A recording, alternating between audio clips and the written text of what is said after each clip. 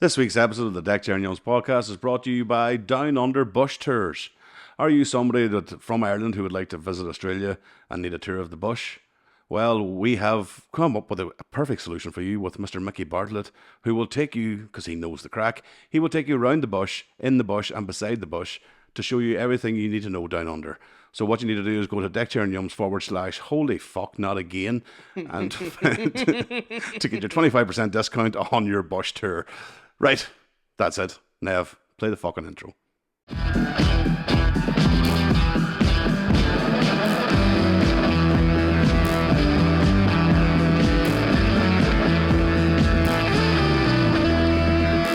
Yeah, what's up, motherfuckers? So, you're very welcome to the Deck Chair and Yumz podcast. As you know, Mr. Bartlett is not here, so I'm very delighted to have a special co-host with me today. Please welcome Mr. William Thompson. Yeah, thank you for having me, my guy. Very nervous, never done this before. You like a bit of showbiz intro there? I did, yes. That's my radio voice. That's right, you did radio. I forgot about that. No, I did not. Did you? No. I've made that up. You just made that up, yeah. But I am available for radio work if anyone wants, because This is what I do when I don't know something and don't want to say, I was like, I forgot about that.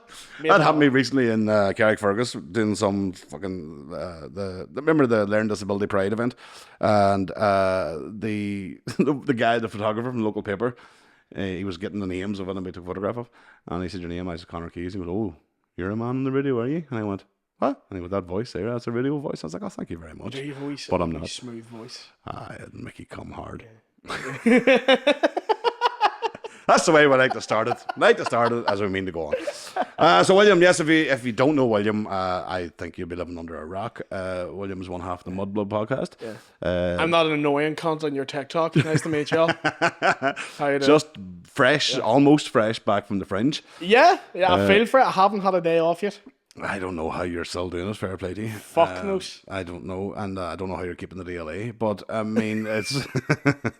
It's just a working benefit, that's why. They changed it. Yeah, that's right, it is. It's Pip now. Yeah, exactly. I'm a wee Peppa Pig. Are you, so the Mudblood's obviously still flying. Yeah, I'm still going. And yourself and Mr. McDonald.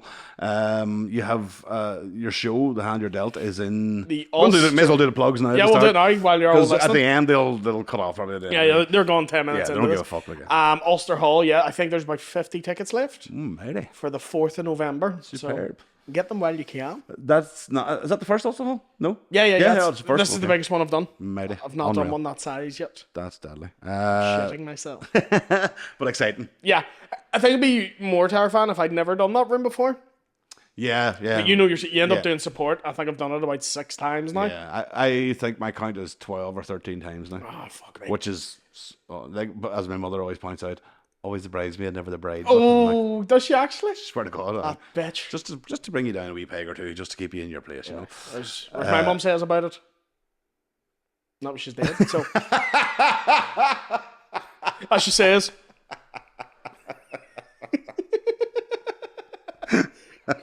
She said, love you on a Ouija board. Mum's the word. Say nothing. Yes, so, I mean, you're going to have... who's the support for you? I'll keep it. I like to keep it a secret. I'll give away one. Right, okay. I like to keep it a secret, so people go like, "Oh shit!" But McKegney's one of them. Okay. Oh, maybe. Sir James McKegney. James, yeah. Okay. Yeah. Right. We'll not go into the other one. We'll not. Yeah. I just like. Well, do you know what I mean? There is that element too. You want people to genuinely buy the tickets for you. Yeah. Well, not even that. I don't mean they wouldn't be buying for James, but you know what I mean. It's no, I know, but I genuinely like going to see a show when you don't know who's doing warm up. Yeah. And then they come out and you're like, oh fuck, this guy as well. They're great. I think Geddes gets a lot of like, who's on me tonight, or who's, you know, and he's like, calm down, like, just don't worry about it. Yeah, like, I don't get offended being like, oh, you want to see someone else. I just like, it's like watching the Royal Rumble, you know. Who's going to come out? Like, absolutely. Yeah, here comes Booker T, and you didn't know he was going to be there, so it's an extra wee. Oh fuck! You hear the intro music coming? That's literally. If it's bad motherfucker playing, we know it's Bartlett. Yeah. He's only one with a theme tune. We were doing a gig the other day, and someone went, "What's your walk-on music?" He went, "Oh, I don't know," and I'm like, "You've the one song that you come on to. The only song. It's bad motherfucker," and he was like, "Aye, that one." I was like, what the fuck happened to you at the Fringe? I mean, I know I was there. I know what happened to him. He fucking died. It was cloned. He had a rough one. Oh man, I was very sure. Well, we'll talk about that because we mentioned it on our Fringe recap episode. But you were obviously our third amigo in the middle of it all. Whenever I was over as well, but you were there with him. But he was, and you were also backed him up. He said he didn't have very many nights out before he went over. I will back him up absolutely. Which, if you know Mickey, like we all do, yeah, that is an absolute rarity. I think it helped that he wasn't around everyone going nuts as well. Because even I like a party, but I'm also stubborn. Mm-hmm. Like, you can't coax me out. If I'm not going out, I'm not going out. You're not going, yeah. So there's a few times he'd be like, come on, sack off the contest. I'm like, no. So he was a good wee boy. He is deck chair for a reason. Absolutely. So it's because you weren't knocking his door, that's why, wasn't it? Yeah. But so I mean, the edibles obviously helped as well. It kept him inside. Kept you inside one night too, I think. I did them once. One time I did them, thinking I'll get a wee bit giggly or whatever. 2 hours I spent pacing my fucking... Not even the hallway, just the length between like my door and my bed. I was just fucking Captain Tom in it. Up and down, bollock naked, just being like... Just on a live stream with a GoFundMe page going. Yeah, just being like... Help me out of this. I'd be like, oh fuck, my car's getting clamped. I don't know what I'm going to do. Oh, Jesus. It looked like, if you ever watched those like paranormal activities where they set up a fit. And like, from 1 o'clock to 3 o'clock, he's just walking around the room staring at things. That's what I was doing. Lost my fucking shit. Oh man. So and then I thought that was bad, and then had your pen. Aye, that'll do. Insane. Yeah. That night, now that, and I apologise on the night, but apologise again for that night of hosting that show. I thought I'd like not a clue, but that hangover the next day was the worst I'd had in years. Like a long time since I felt that badly. I'm not fucking surprised because you were hammered. Absolutely hammered. It was all those like I didn't mind with the compliment. Neither did Mickey. We didn't care. We thought it was funny. No, I would have been raging if I had been watching that. If it had been a club and you did it, yeah, bollocked you. But at that, we were like, we're just. But I think the only thing that saves me is I genuinely didn't realise I had done it. Yeah. It wasn't like, oh fuck, I know I'm doing 20 minutes here, fuck 'em, I'll be alright. I genuinely, I walked off stage thinking, I don't think I've done long enough. That's how fucking, time just stood still, that's how drunk I was. And then when you get the post-mortem from Bartlett going, you've been up there 25 minutes, I'm not well either. You weren't doing that great. I was like, oh. It's not like like no one did well that night, but like you weren't murdering. Yeah. And we were like, fucking keep him on, he's doing great. We were like, I'll do. Yeah, come off. Come on in. When you're with your kid in the park, off the swings now, we're going home. Come on. No, not going in, mummy. Champed him on the floor. What did you think of it though? I know you did the whole recap, but just while I'm here, what do you think of the whole thing? I mean, I always have that sort of the jealousy and the envy of when you get over there, and because it's like, I suppose it is a busman's holiday in that sense, but it's a holiday with, you're surrounded with other comedians, so no matter if you know them or not, you can relate to them. Yeah. But the whole buzz of it and just the city, when you're coming from fucking Tyrone and you're going to cross in into the proper city, that's absolutely heaving with people. Yeah, it's great. I don't know how I would feel with the 28 days. No. Yeah. So I was you saw me some of the days. I was in a lot of pain. Yeah, I have to say you were. Yeah, I was quite. Yeah, you wonder how I got the DLA? That's how. I was very impressed with you at times because, like, for anybody that doesn't know, I'm sure you do know. Cerebral palsy, but sometimes when you're physically weren't. Yeah. Your tiredness really showed. Yeah. Physically, normally it doesn't show. But normally it's hidden. Really, yeah. So I can strip, but sometimes you're too tired. Can't do anything, the ability isn't in your muscles to hide it. Yeah. So obviously Mickey wasn't complaining because he got an Uber everywhere. That was great. That's right. I lost half a stone. He was the same. He lost another weight. I'll tell you what, wasn't for trying. Nothing. Everything was deep fried, pints, crisps. There was I was one of the goals before I went there. I was like, eat as much as I can. Yeah. And I did. I'd spinach the day I came home and was ill. Because my body was just like, what the fuck have you put into me? Fucking vegetables. I need deep fried cheese and curry sauce. The fuck is this? My body's like, you going gay? What the fuck is this green shit?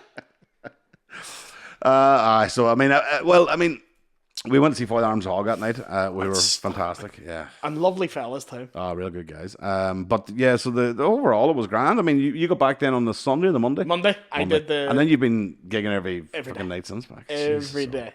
That is dedication. Because I'm trying to tighten up for Ulster Hall. Well, that's it. I suppose Ulster Hall looming, you want to sort of get on the ball for about 20 more minutes to write. Oh, and I'm shitting myself. the But fucking feeling, the pressure of that is fucking. It's giving me anxiety just thinking oh, about it's it. so bad, man. But then if you do find sometimes you're backed into a corner that you end up. Once the pressure's there, I'm like, yeah. yeah, if I can get, If anything, it's more of a motivation to get you there because if you're like me, you procrastinate and you go, I'll do it next yeah, week. yeah, that's it. I spent a year and I wrote half an hour. It's a good half hour, but then now I'm like, fuck, now I need to do that again in 2 months, and I'm fucking. But it puts your brain, everything I'm thinking about, I'm like, is that a bit? Is that a bit? Is that a bit? Yeah. And it involves a lot of dying on stage where you're on stage going, oh, it's not a bit. Yeah. That's not. Mickey's line is always, that's a new joke, needs work, thanks for feedback. Yeah. I always think that's a great way of fucking I acknowledging did a it. joke last night, didn't work, and I just went, nah. Do you know when you're like, When you're just asking the audience, no, not should we happening. get another pint? Nah. That was me on stage. No, all right then. Oh, man. What, that was the pub, was it? Aye. Aye, the I'll pub. try it again tonight. Okay. You're in Limelight. You're in Limelight tonight Big with DC. Mr. David Cross, That's fucking insane. which is just, I really do not like you for that. If I had known before I booked you for this Yeah. that you were doing sport, I wouldn't have booked you. Do you know how I got it as well? Only one that asked. No one asks. But he has a support act. Yeah. Ask if there's any more or he wants another. Ask. And the worst you can get is be told no. Now, don't be an annoyed. Like some people, you know, it's like you run a club and they'll message every 5 minutes. Oh, and they're like, well, have you not got back to me? And they're ringing. Don't do that. No, I Send wouldn't your do that. message. If it doesn't get a reply, there's your answer. Well, I see. I don't like cold calling. That's the thing. I don't like. But now I realize that maybe I should. You get to do fucking. You know who David Cross is? David Cross is from Tobias in Arrested Development. Yeah. But is also He's a in well-established Chipmunks. stand-up. He's in Small Soldiers. He's in Scary Movie 2. Yeah, I've actually seen that. That's one of my favourite. He sucks his own dick. So throws the legs up behind his head. That's right. Yeah, if you get a chance to find, I don't know where you would see Mr. Show at the moment, but it's out there. Yeah. With literally out there. Yeah. With Oh, it's strange. Bob Odenkirk from Better Call Saul. You'll see the two of them are they really are. It's kind of like the American Monty Python for the 90s. You know, that's what it was like. It was really very. out there. Like, yeah, I feel that style of humor weirdly is now the mainstream style of humor. definitely. I think that's They were one of the trailblazers without a doubt. Yeah, on like TV, my because nobody generation- knew what the fuck it was. Nobody knew or could understand because it was so surreal. It's so weird. My generation loves weird shit. That the joke is it makes no sense. Like, have you ever seen I Think You Should Leave, the Tim Robinson sketch show? No, Half of the sketches, I love it. right? Nonsense. Half the sketches just end with someone screaming. They don't go anywhere. The premise is weird.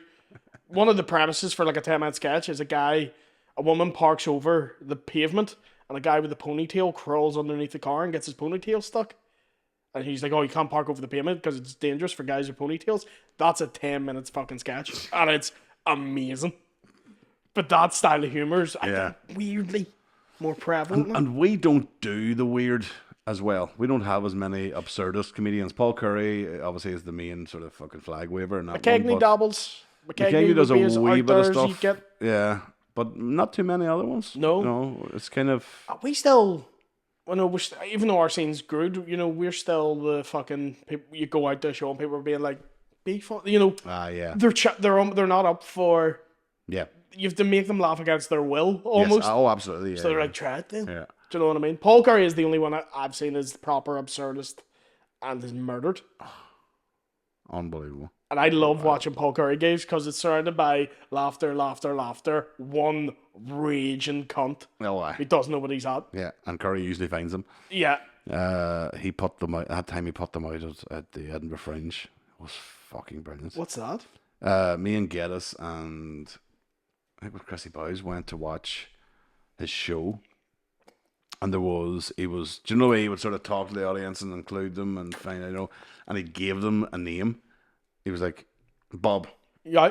And Bob was in the front row, I guess, arms folded. And about 3-4 minutes in, Curry just stopped and he went, "You're not enjoying this." And he went, "No." And he went, "Okay, let's go." Took him by the hand, walked him out the door, and then shouted at him, "You can get your refund at the front, thank you very much," and put him out. And then came back to a woman who was sitting there who was enjoying the show, and he went, "Are you with Bob?" And she went, "Uh-huh." And he went, "Let's go." And he put her. And she was enjoying it. She was enjoying it, and just because he knew Bob was going to come back to get her, so he just put her out as well and get your refund the fund, and then started the show back again. I was like, "That is fucking brilliant." That was 10 years ago, and I thought that is fucking unbelievable. Because again, the guy, Curry's is very interactive, and it's you have to. He always says, "Let out your inner child," so you have to just let things go and get into it. This guy, Bob wasn't even his name, but Bob wasn't happy, and he just walked him out, and I was like, I looked again, I was like, "What the fuck?" It was just brilliant. You're like, "Well, I had his control." Oh my god, that's mental. Would have a sold out Fringe show. I was like, he murders at the Fringe every year, every fucking year. And it's even this year, like there's no words. He doesn't speak in the hour-long show, but has them in fucking makes me stitches. sad, then there's no panda hands. Which I'll not give it away, but I love it when he brings out those pandas. I've seen it a million times, and every time I'm like, every time it just always gets me all the time. There was a few months ago he was doing the Empire, and I was with friends, and he came out, and I was up for it, riding the Dream Dragon and all, fucking enjoying it. And then turned around, Paddy McDonald was sitting videoing me the whole time, and as soon as he did that, I was just like, "Oh, I don't want to do it, man." It's like, do you ever see that viral photo of the big fat guy who was dancing, and then someone took a photo of him, the next photo was just him like that? It was me. I was like, "Oh, I'm embarrassed now." I was having so much fun on my luck dragon, and I'm taking off it. Yeah, I know everyone says no phones at the show. His is really, it's like, don't just forget everything. So yes, that is the thing. So you mentioned Paddy here. So you're on a weekly basis. You have to deal with McDonald. Yeah, that's great. What he's angry about this week, I love him. He's a raging wee bastard. He's always got some fucking complaint or some sort of problem. Always, and he hates me because I just, me. I love to stoke a wee fire. I love to be like a wee. Well, how do you feel about that? It's getting toasty. When a wee Eastie gets a chance to have a go to Westie, that's fucking deadly. You never pass up the opportunity. Never. I mean, it's the same as ourselves. I mean, obviously the lockdown and pandemic and all that crack sort of really helped us. Like, it really sort of boosted the numbers and stuff. So, like, ourselves, we usually doing fucking big venues for the live ones. Yeah, last one was Ulster Hall. Yeah, which was crazy. Mad. Like, it's great to see, but it's fucking fantastic. But do you find then, like ourselves, we sometimes have a weird crossover between podcast audience and comedy fans? Because they're not necessarily one and the same. I agree. Weirdly, the ones that will come see me aren't really our podcast fans. A lot of them don't fucking like me. Right. A lot of them really like Paddy. Right. I will more get Shane's and Kieran's. Because I'm always on that. Yes. I'm on fucking I'm so fucking annoying. I'm everywhere. So I more get... Such a podcast slut. Yeah. I'm just everywhere. This is my third one today. I haven't even told you about the bonus episode we do too. Shh, say nothing. You're not even my whole night. Yeah, you think you're supporting David Cross tonight? Yeah. I'm just sitting with you, just talking about Pizza Gate's back. Let's go. Ringing fucking David Cross, going, "Listen, I'm in Fenton." Lucky you are, because you obviously came in from the Belfast road, but I had the Oma road, which is closed. Oh, was it? Yeah, and I was diverted all over the place. Ended up on the roadworks again in the middle of them ripping up the road. Aye. And then the tire pressure sign come on. You've lost pressure in your tire. I thought, see if I come out of here now and it's flat. You're going to have to drive me to home, and then I can kidnap you and drive on up and say, "Yes, David." I'm William Thompson. I'm William. Hello. No, I wouldn't even have to do that. I'm just going William Thompson. He'll go, "Oh, yeah, okay, fine," because he doesn't know who the fuck you are. So... Let's be honest. He will after tonight. Boy, that's what I like to hear. He will. Maybe. Yeah, I was also delayed with the roadworks that are Kieran Bartlett talking. So that is quite an obstruction. Yeah. To be fair, I was as bad. It was one of those, the episode needed the end, and we were having such a good time that we ended up talking about fucking Cilla Black. So we were like, this is 30 minutes of conversation. Fuck, that's He was telling me about surprise. I'd never seen it. Oh, did you not? So he was that. Yeah. Oh, I mean, when was that? Was I suppose, it's the age thing, isn't it? Yeah. So that would have been the late 80s, early 90s, yeah. Way before I was born. She was blind date girl in my eyes. The unexpected hits you between the eyes. There's a song and all that. As you can hear. I'd imagine so. Fuck, I forgot about surprises. She's always remembered for Blind Date, but you forget about... I remember Blind Date. It was a weird fucking show. That was, very strange. So fucking, like, it was the show to watch every fucking... Gladiators and Blind Date was the fucking... That's literally what we spoke about, was that right? Gladiators and Blind Date. I find all dating shows weird. You know, I weirdly like that First Dates thing. mainly only the Irish one because you think, I wonder did I know this boy? Oh, You know, but the first dates one is kind of, I don't mind it. I got asked to be on one. Oh, did you? Like on the It was run on local TV, like BBC NI or something. right, okay. Beauty Queen and Single. Oh, right. So it was like the I reception. didn't know you were a beauty queen. I know, I'm surprisingly not. No, Oh, it's mad. Miss CP 2016, and it's a tough crowd, but it was like all these like beauty queen winners going on dates, and I Right. was asked to go on it, and I pulled out like an hour before my shoot No way. because I just thought You were to go on a date with the beauty queen? yeah, and I Right. pulled out. And was it intent, like, the way I'm trying to describe it, so was it a Beauty and the Beast scenario? I get the vibe. That's what. Was that what it was? I also thought you were going to go. Was it consentful? And I'm like, no. That's the first half of the show was me No, you catching should her. always have consent to pull out. Me You catching her. really should have consent to put in, and definitely consent for pulling out. Yes. Yeah, so it was kind of like these beauty, and I was like, I'm gonna be a freak on this show, and I don't want to Right. be. And did you watch it then when it came out? Is that Nah. no, I wonder I what the watched it. angle was. Is that what they were doing? Where they was going like these two shouldn't be together, but I watched it. There was a few good-looking guys on it, but I'm like, all right, okay. I'm So just it watching wasn't it being bad. like, these people are boring as shit. You could have had fun on there. Like. Do you know what? I kind of wish I had done it now. Mm-hmm. I got too scared. Mm-hmm. I think I was hungover as well the day I came, and I was like, I'm not going on TV. I'm fucking dying here. Yeah, well, you could have been married a beauty queen at the moment. That wouldn't happen. I'm too short. Do you know what I mean? They don't like the short boys. Don't know. If you could talk the way you talk, why? Smooth operator, Oh, Ryan. what fucking You like small things, damn, man. tongue on you like velvet. So, beauty queens. I must go and check and see what that turned out Beauty to be. Queen single, I think it was. And called. but Married, too late to ask. Married to vaping. yeah, it's fucking too. Mickey's fucking non-stop. Like, even though we told him you can't vape in here, he tested all the time. Shit, sorry. But no, it's actually a good thing to start a conversation on because I get worried about people because you didn't smoke cigarettes. I did. Oh, you did smoke. Oh, okay, right. But there's people like McCann, for instance, who didn't. They've all now got a vaping thing. Yeah. And my daughter, for instance, is now vaping. Yeah. Never smoked, hated fags all her life, and now has a nicotine addiction. I'm like, what the fuck is the point? You're not like gay people.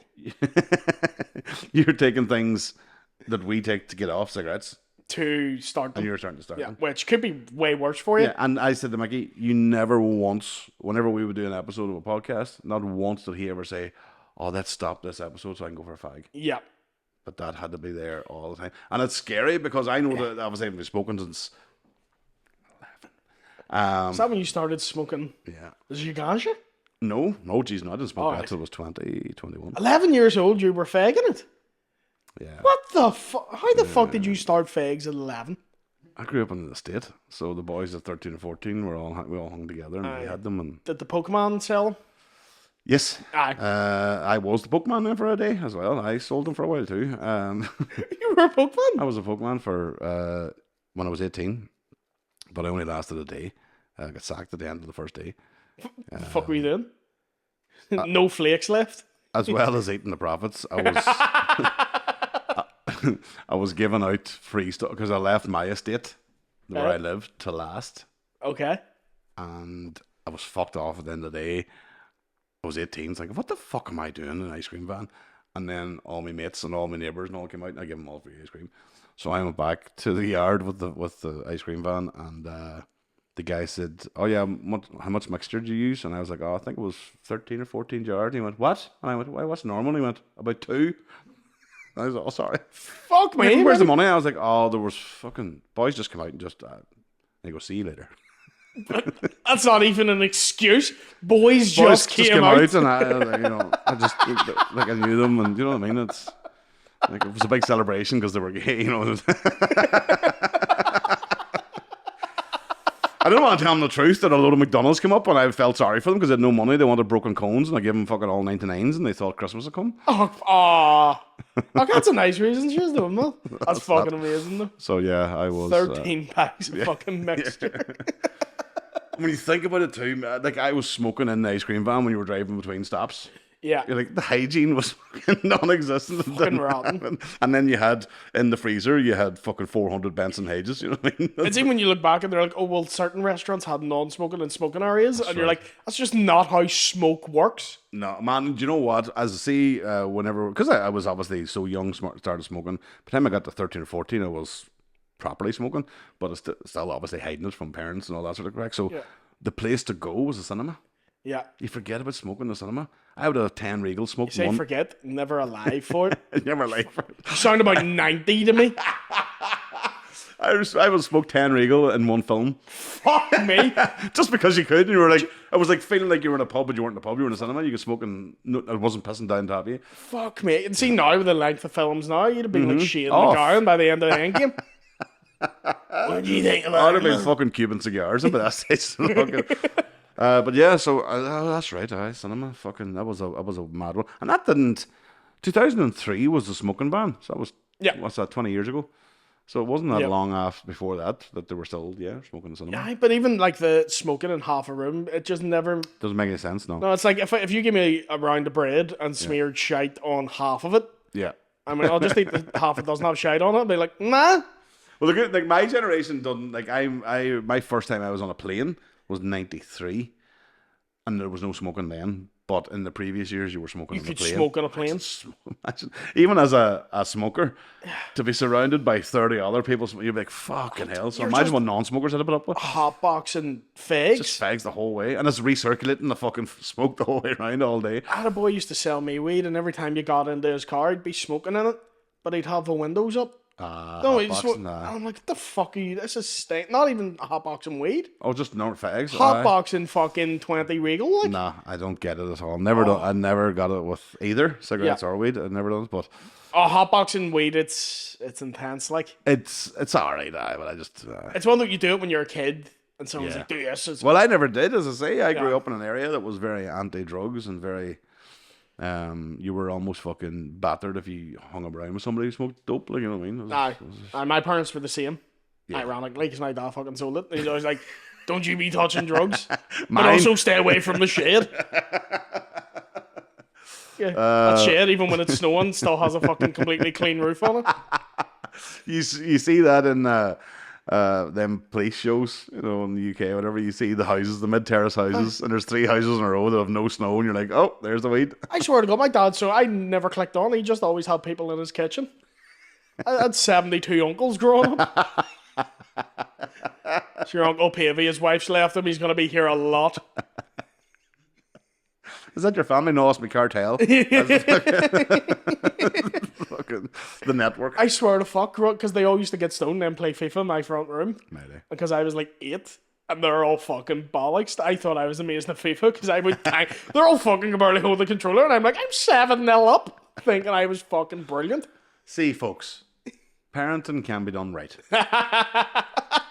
Look what we have. You know what I mean? Look at what we got. Look at the production of stone parenting playing FIFA. Joe, I'm just going to record this, play it to my wife, and go, look, it's grand.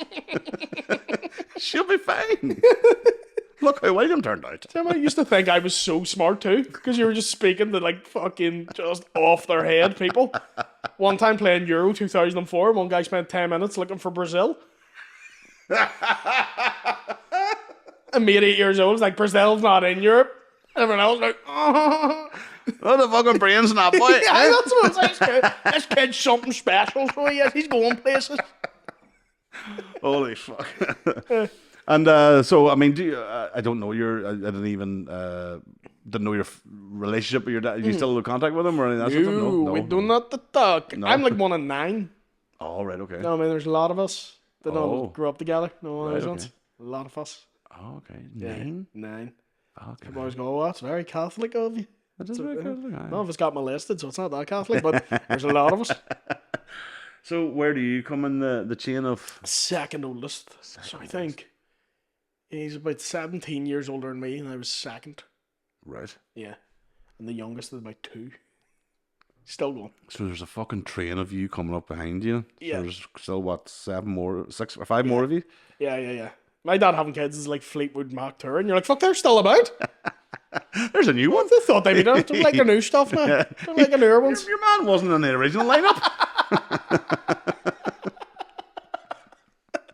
But yeah, there's fucking a lot of us. Like, Holy fuck, that's unreal. yeah. And so I mean, obviously, like growing up was gonna be like well, there was 4 in my house, 4 boys. Yeah. But obviously, sharing rooms would have been cracked then. What way did you break it down? Because obviously, you would have had I think it was a smaller house, 2, 3, or 4 bedroom house. Yeah, so growing up, there was the first batch, which was me, my older brother, my younger sister. Right. And we had the was same. there a gap then between the next? Oh, no. 1 year after another, like. Oh, happy days. Just fired them out fucking quickly, like. Right.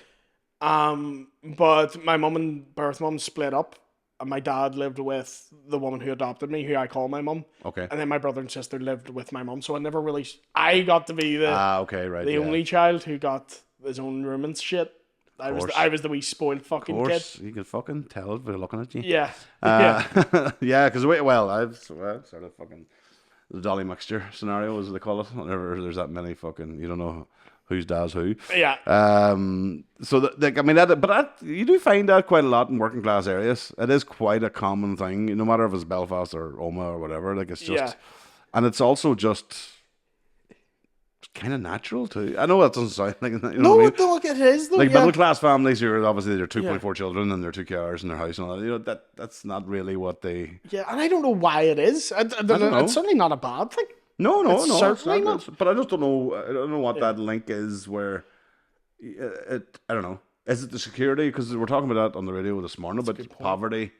You know, somebody said some fucking dick came on the radio yesterday in Radio Ulster and said the reason why there's poverty is because poor people aren't intelligent enough to do well in life.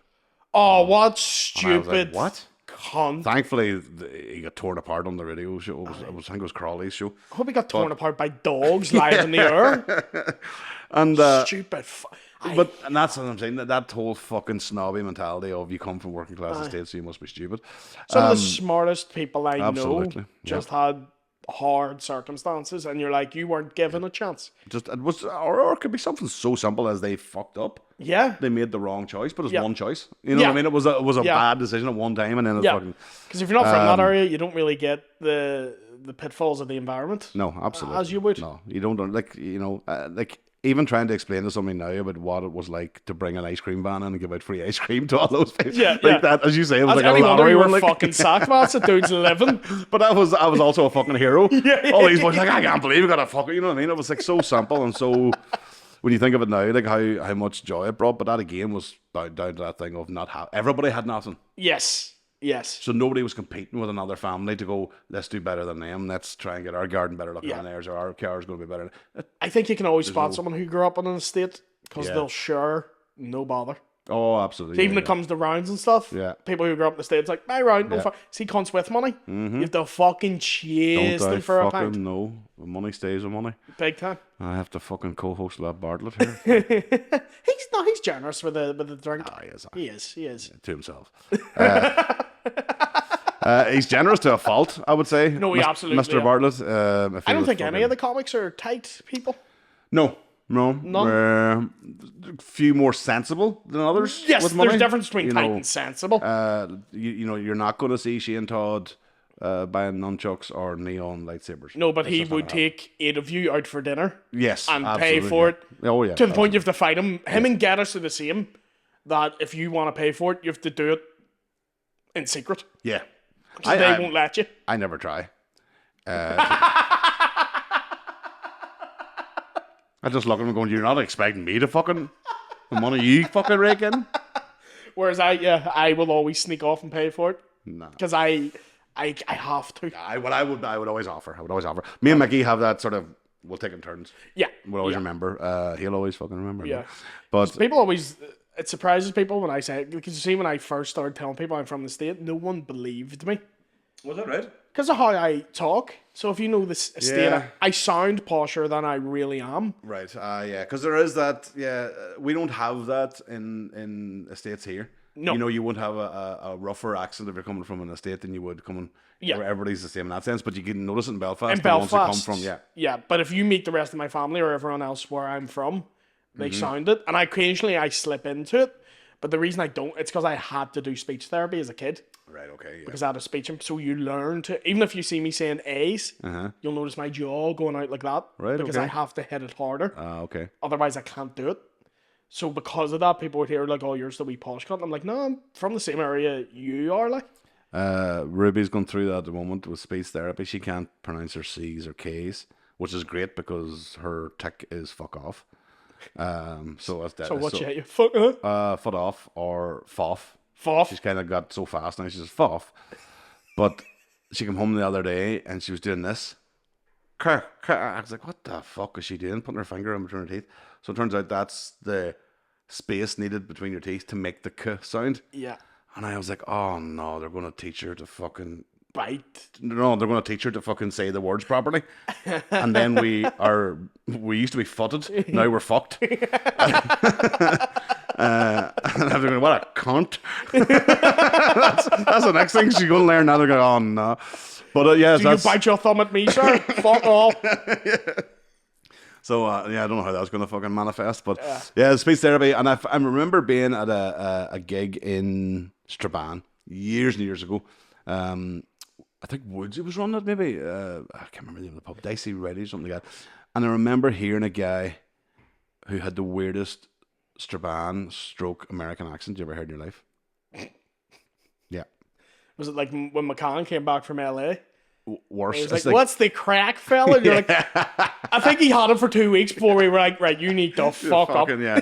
You could bring that throne back out of you, you know. It would catch your ear, you know, when you were in earshot. You were like, what the that's the weirdest accent I've heard. And it turns out he'd never been to America in his life, never travelled outside the country. His speech therapist was American. Fuck. So he had a severe speech impediment, and then now speaking fine with no impediment, but the American accent was from the tools that he was taught by the Americans. I was like, that's fucking mental. Oh my god, unbelievable, isn't it? I was like, that's fucking crazy. And like, I mean, the guy's like, it's either a choice of having a speech impediment or a wee bit of an American twang. I'll take the fucking American. You'll take that. Like, it's like kids these days who are just raised by like iPads and YouTube. Mm-hmm. So they grow up speaking like, "Hi, everybody." Oh, and you're like, man, we had it in our house too, yeah. You're from Castlereagh Road. Yeah. Fuck up. And sometimes there's words used as well, like trash. Take out the trash. You're like, what? Garbage. Yeah, I would say, as a kid, I would say garbage. Did you say garbage? I don't anymore, but I watched a lot of TV as a kid, so I would have went, take out the garbage. And my parents were, you fuck up. Fuck up. Rubbish. Yeah. But they just learn those fucking words. Like. And there is something like... there's something nice about that, because then you can do, which we all can do, an American accent, no problem. Now you're trying to get an American to do a Belfast accent or a Tyrone accent, it's not going to happen. But I always say, whenever I'm over in America, I'm saying to them, because we watch your stuff. Yes. We're growing up with you. We're absorbing all, we know all the accents of America. From East Coast to fucking deep South to fucking, all that. We can tell which one's which. We might be able to do them, but we can tell, like, a Boston accent. I was like, can you tell me the difference between a Derry accent, an Oma accent, and a Belfast accent? Yeah. Not a chance. Because they don't see anything. Yeah. The only thing recently, obviously, Derry Girls has helped a wee bit. Yes. But I have yet, all my American friends and cousins and stuff, I have yet to meet any of them that haven't watched it with the subtitles on. And like some of them... sometimes I have to. Some of them are, some of them... my cousins are originally from here, but some of them are people who have hung about with us for a while and know us and know how we talk. They still can't understand the Derry accent. I mean, even that, like, Derry accent always give me shit, or Derry people give me shit for my accent, and I'm like, hear yours. Aye. Like, they speak completely different from us. And Strabane's kind of close to them. Strabane accent's a wee bit Derry-ish. I can understand it better. I don't know why. Yeah. I don't really know how we get onto accents or whatever. That's right, because you're speech therapy, Yeah. But yeah, so hopefully Ruby's fucks stay futs for now. It's interesting. The perk rate. I just saw this right now. Whenever she, like 3 or 4 years ago, she would be like, fut up, dad, right? And she'd do all this. And then I would say to her, what's wrong, your foot? And I'd lift my foot up, right? She would say, foot up, dad. And I'd, where's my foot up again? And then the poor child, I had to stop doing it. She started cursing, lifting her foot. Fuck off. And she'd lift the foot at the same time. I'm like, oh no, have I just taught her to fucking... You've just taught her. I was trying to get away from foot up, and I would say, oh, my foot. And then she started cursing with the foot up, and I was like, you've now drawn more attention to her because she's stomping, going fuck off. And I was like, oh, brilliant. It's interesting in your perspective on it, being a parent, having been the child. Oh, raised, yeah. Obviously not the same No, but things. still, obviously, you're still. I mean, your parents obviously were still dealing with challenges. Yeah, they might be yeah. as severe, but they're still challenges. Yeah. And they're still... Well, I was a kid. I was way worse. I had really bad behavioral, like horrendous behavioral issues. Like we just punch teachers, scream "fuck off" in the middle. Like I was. Oh, right. I was mental.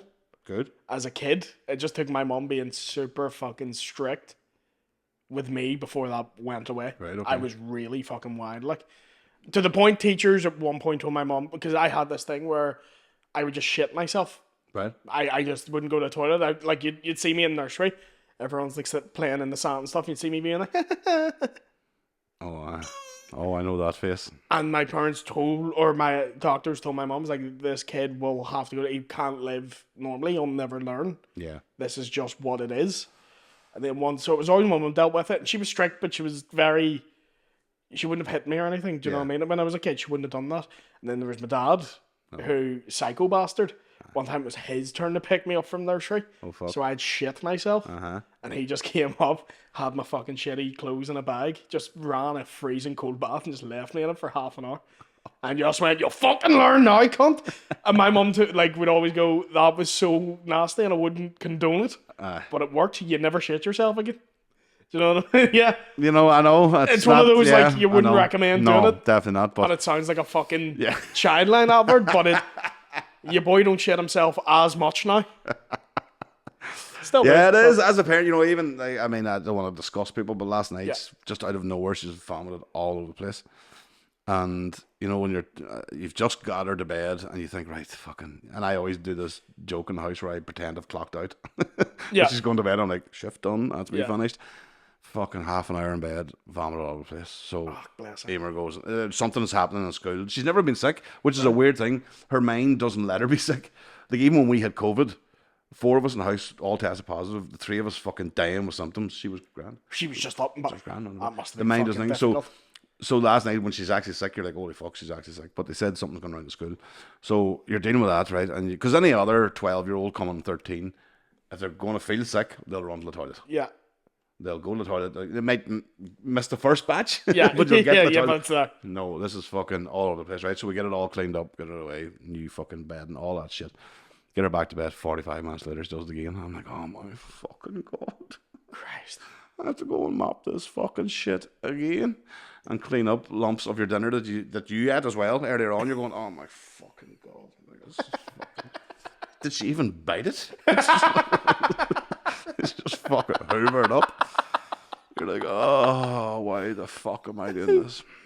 But So yes, that's what that's a parent's perspective. But I mean, you're obviously you're not in the same boat. But I mean, there still were the fear, I would imagine, for your parents of where do you fit in the world kind of thing. Yeah, You that know, was where always, where's their development going to go? Because we're kind of at that point now going, we don't fucking know. We thought when she was 5 that she might get past this when she's 8. We thought when she's 8 she'll get past it when she's 10, and now she's coming to 13. You know, not get past it, but I mean that I know. we would see some progress. Yes. But there's none. But then you're thinking, well, what the fuck are we going to do when she's 18? She's already able to toss me off my feet, which is, I'm a big unit. Like, I couldn't fucking do that. she can fucking shove me into the fucking sofa like and toss me into it. Like. So when she gets to 18, I don't know what the fuck we're going to do. It's going to be fucking Royal Rumble every day. Just Yeah. mental. That was always a worry for my mum, but again, so militant. Yeah. That anytime the doctors told her I couldn't do something, she'd go, right, okay. And she, in fairness to her, would sit with me for hours and make me do the time of laces. She would make me sit 2 hours a day, practicing on this little shoe thing. Because like obviously, this is why I can do shit that people with cerebral palsy probably. I was going to say, because I know I have another friend who's cerebral palsy, and she's really, really bad. Yeah. And there would be difficulties with hand, like the motor skills wouldn't be there, the fine motor skills as they call them. Yeah, mine still are atrocious. They're But not great. But it was like the Karate Kid. You have to fucking sit here, fucking tie the shoes. The way the giveaway of cerebral palsy a lot of times is that hand, and you can see it in me when I'm tired. Yes, absolutely. Yeah. But she used to fill a shopping bag full of like tins and shit, tie it around my hand, and go walk around the street. Do a half-hour walk around the street every day. And like that must have been painful because like your hand was in its natural position. Is that? Yeah. So she's literally like stretching it, out, not Jesus, to the point it's unbearable, but every day it would get a little bit heavier.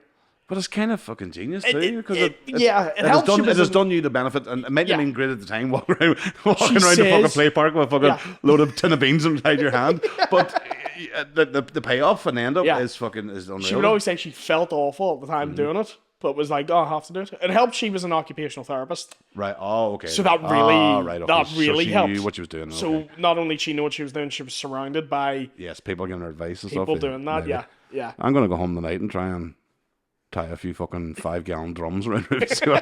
She'll fucking pull them no Bob like world's strongest man. That won't work on her. But it is, and I mean, it's every parent out there, any parent listening. I know there are a few parents that listen.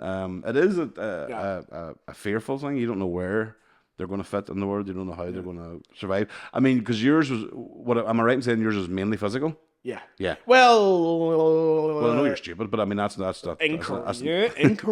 That's not a disability. No, because if it is, Paddy would get pips.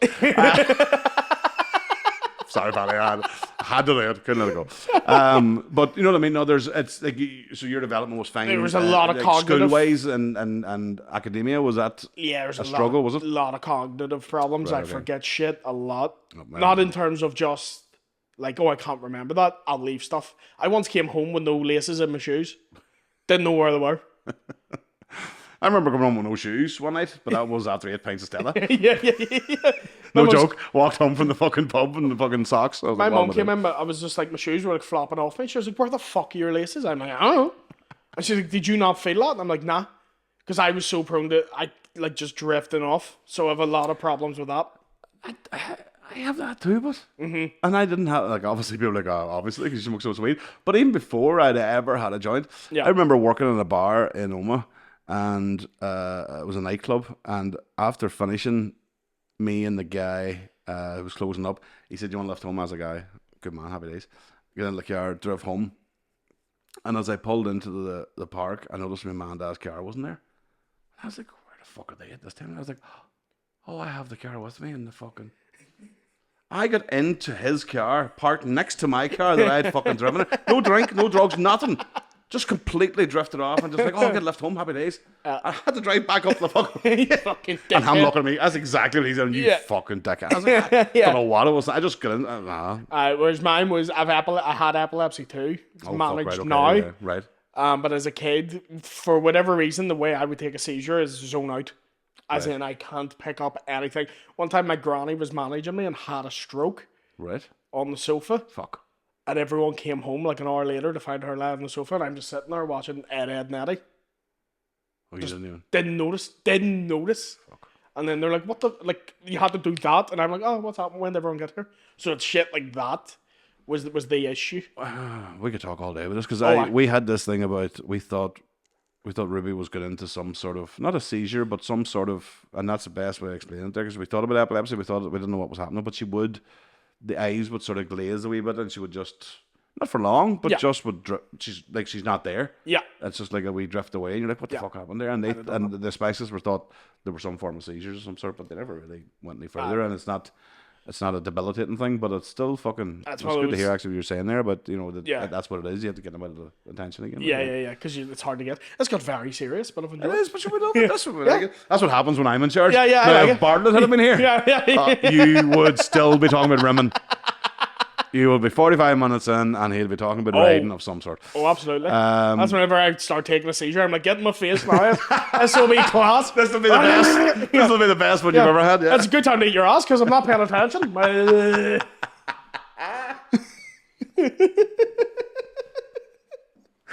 All I'm thinking now is going, is there anything better than an epileptic rim job?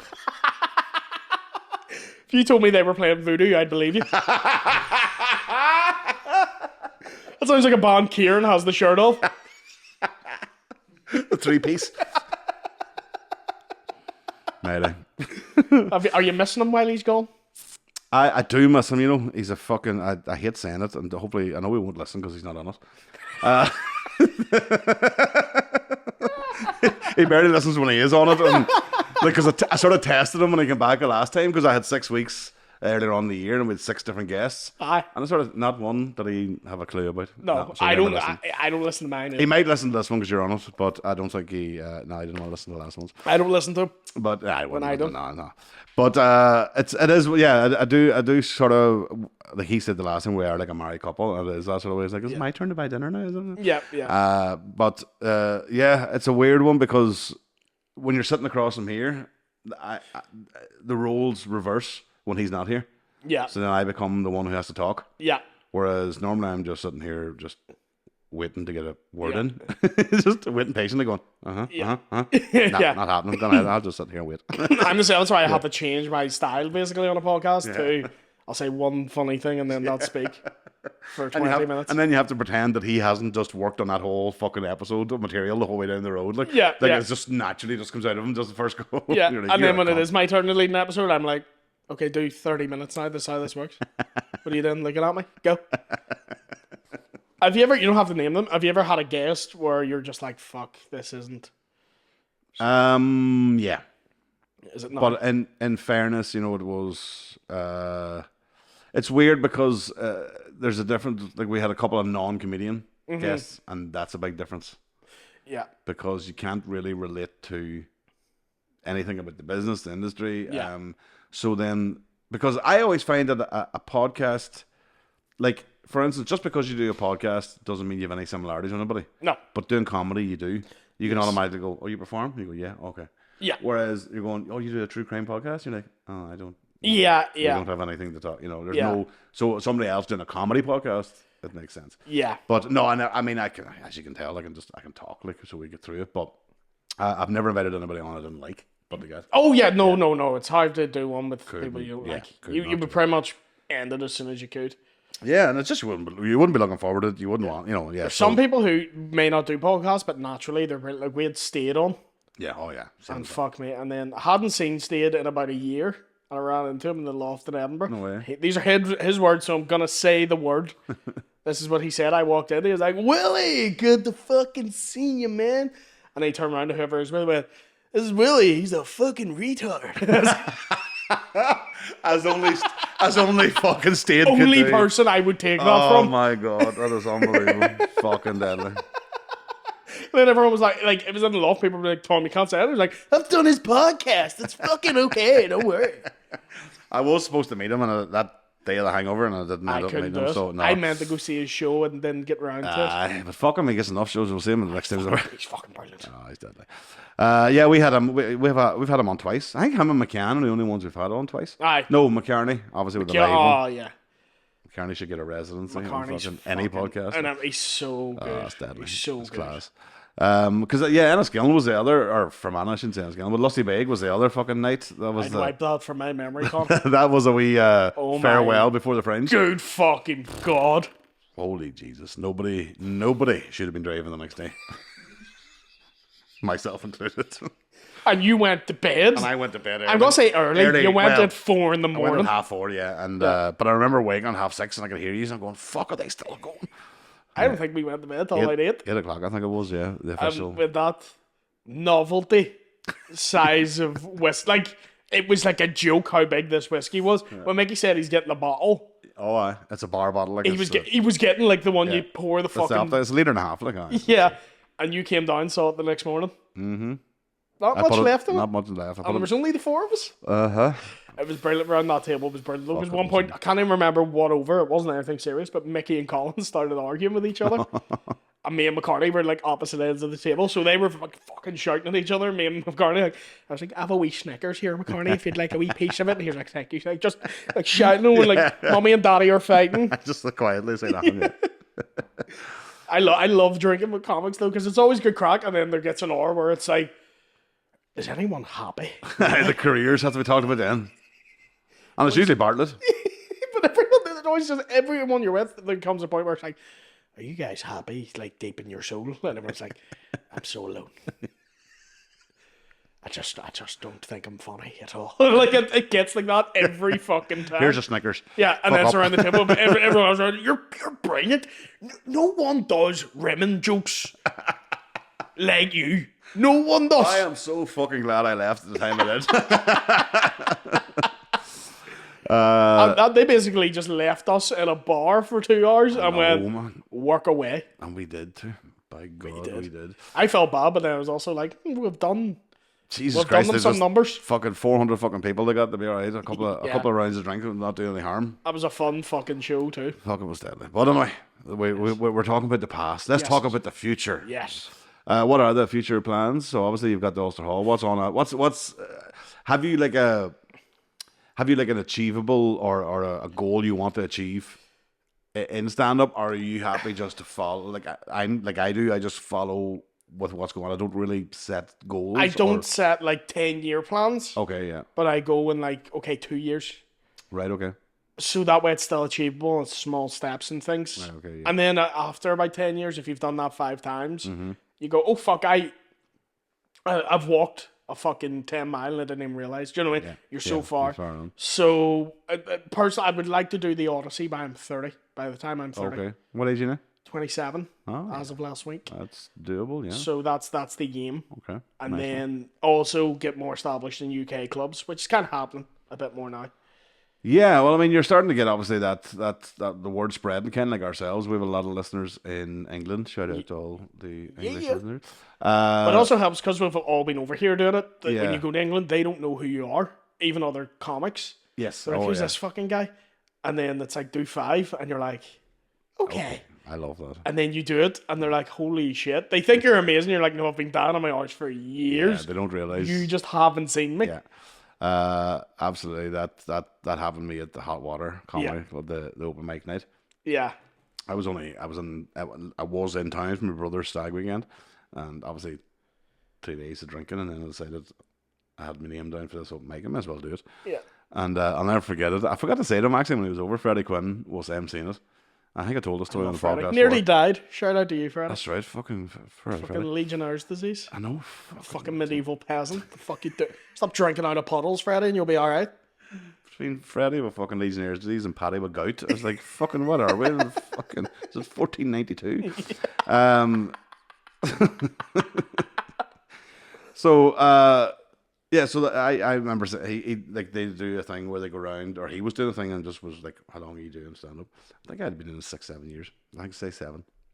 I said 7 years. And he went, what? I went, 7 years. He goes, you're on last. I went, okay, because some of them was like 6 weeks. Aye. And again, they just thought, what? Where the fuck did you? Again, because they don't. It's an open mic night, so they're obviously we're at headline level here. Yeah. But over there we're not. But we're still headline level when you go there. But so then they were like, how the fuck did you? Because I had the place in the palm of my hand. Because I walked out and I was like, I'm on a fucking stag weekend. I don't know why I'm supposed to be here. Yeah. And I made it out that I was accidentally on. Yeah. Stage. You just ended up on it. Yeah. And it was fucking brilliant.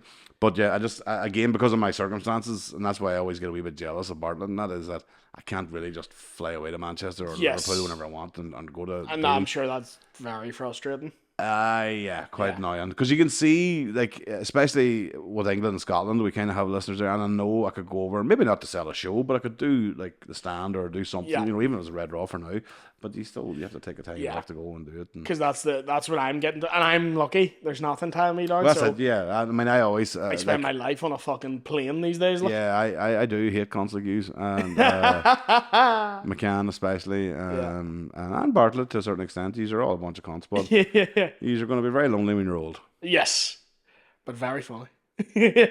Probably very rich. But you know the old saying, some people are so poor all they have is money. Ah, yes. I'll take it. Because at the minute, don't even have that. I'll take the money. That's it, because I was doing Hot Water last week. Right. How'd it go on? It was the Friday headliner show. Maybe. And I got to close both of them, which was fucking great. I think it was more like a trial spot to be like, how will he get on? Yeah. And when literally one of the jokes, like the one I do about the guy going, oh, he's so goddamn handsome. I did that, and then 45 seconds of sitting there like, lovely. To the point I went, you're laughing because the joke's making fun of how I look. I'm like, you laugh too hard at that. My feelings are hurt now. But just one of the... Do you ever get ones that they're pissing themselves and you're like, I've not done it yet? That's the setup. In your head, you're going, oh, wait till you see what's coming next. If you enjoyed that, wait till you see. Yeah, and I've also changed my style now. I'm a little... you saw in Dungannon. Oh, yeah, absolutely. I'm a little bit slower. Yeah. which has helped weirdly, You do amazingly. you do find the Fringe does that to you as well, but Yeah, just because of the makeup of the audience. yeah. They're not all Nordies. So Yeah. you're going to have Scottish and English and Welsh, whatever. And I always thought, stupidly, loudness equals confidence. Oh, So if I was like, oh, be as loud as I can. And then now I'm like whispering almost, I'm doing way better. I'll give you a wee inside inside tidbit that I shouldn't really be telling. But Murphy has this thing where you'll know if he's really, really enjoying a show Uh-huh. because he'll get real quiet. Yes, I've noticed that. If he's in the zone and he goes down quiet, Yeah. he's fucking loving it. And you know And he's it's- hating it if it's- he's going, If then... he's- if he has to get loud enough, but it means he knows he's got them. Yeah. You know, he's got, and that's Tiernan does it all the time too. You see Tiernan, he'll get the real whispery, and that's, but I don't know if that's a purposeful, like, ploy or a bit of his act, or unlike Murphy, where it's almost like a trait that happens when he's really enjoying it, Yeah. and it doesn't happen if he's not enjoying it. You know Yeah, what I I mean? find that happens more, like, because also, I was used to Edinburgh, sometimes you're doing gigs of silence. So when you're coming back, you're like, I'm not afraid of a bit of silence now. Yeah, that was Because- yeah. And I think that's one of the problems I had it when I started, and I think everybody up and coming now has it, is that fear of if I leave a gap of silence, there's a heckler opportunity. Yeah. And instead of, number one, let them. Yeah. A heckle's fine. Yeah. Deal with heckle. Talkers I can't deal with. Distractions I can't. But fucking hecklers, bring it on. What's been your favourite heckler put down? Maybe not yours, but one you've seen. The Wendy one is the best one. Wendy fuck up. Wendy fuck That's up. a good one. Aye. Someone told me a great Dylan Moran one when we were at the Fringe, or sometimes someone heckled him. They went, oh yeah, heckle me. I've only been doing this forever, everywhere. Which is fucking amazing. I remember a guy, I think I told Mickey this story one time, but in the Portaferry Yacht Club, because, you know, that's how we used to roll. And the guy on before me was a big lad, and there had been a guy in the audience, an older man, maybe in his late 50s, early 60s, who was, in fairness, his hackles were good. Yeah. And you knew he was a guy that was the local joker. You Yeah. know, not only you see I'm sure teachers must have found it when they seen the class clown. This was the same. You're like, oh, this guy knows what he's doing. And so your boy was terrible, I have to say. But he was telling a joke about drinking a whiskey, an 18-year-old whiskey. And you could see where the punchline was going to do. It was about an 18-year-old girl or something Yeah, like that. yeah. So your man finished the punchline for him in the audience. You know, he knew where it was coming. And your boy got all sort of nervous. And to this day, I don't ever say the phrase because of it. Your guy got all nervous. He was like, oh, Jesus, you threw me there. And your boy went, couldn't fucking throw you if I tried.